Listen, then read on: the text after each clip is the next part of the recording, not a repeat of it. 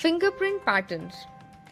Definition: whenever an interspace is left between the boundaries of a different system of ridges, it is fitted by a small system of its own which will have some characteristic shape and is called a pattern.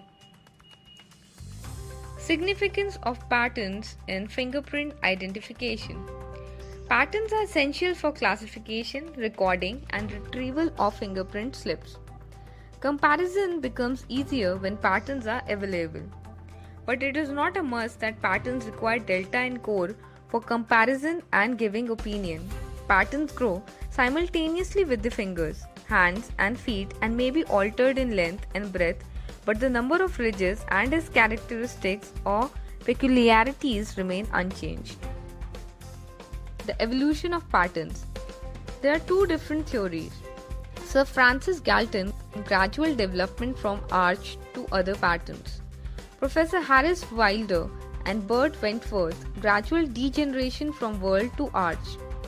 But the difference does not affect the classification of patterns, as it is solely depends upon the formation of fixed points, delta and core. Main group, subgroup. Main, arch, plain arch, tented arch, loop, ulnar loop, radial loop, whorl, composite, central pocket loop, twin loop, lateral pocket, accidental. Total 9 groups.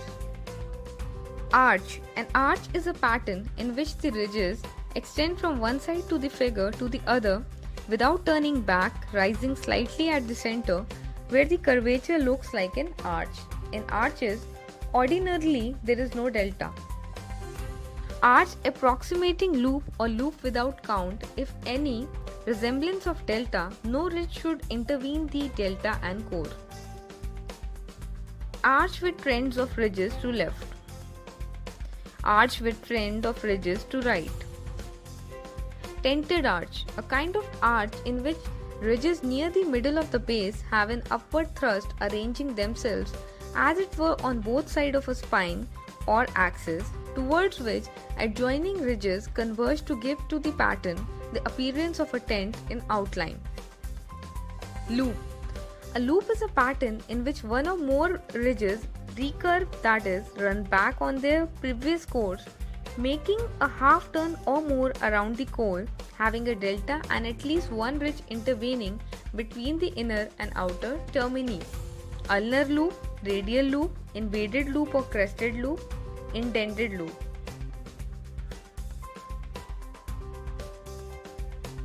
Ulnar loop.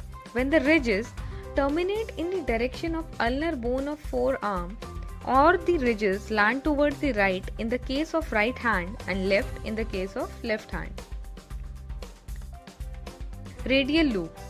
When the ridges terminate in the direction of radial bone of the forearm, or the ridges slant towards left in the case of right hand and right in case of left hand. Invaded loop. This is a loop pattern which represents an appearance as though a series of ridges are swarming over the pattern coming from the side of the delta and threatening to engulf it from above. Crested loop. This is a loop where the ridges swarming over the pattern are stopped along a line, which they cannot pass or are swept into current of normal ridges, giving the appearance of a crust. Indented or nutant loop. When the loop has the appearance of a sickle, it is called an indented or nutant loop. Whorl. A pattern in which the ridges form a series of circles or spirals around the core or axis. There are two deltas, one on the right and one on the left. Single chord, double chord, circular, elliptical, spiral clockwise, spiral anti-clockwise. Composite.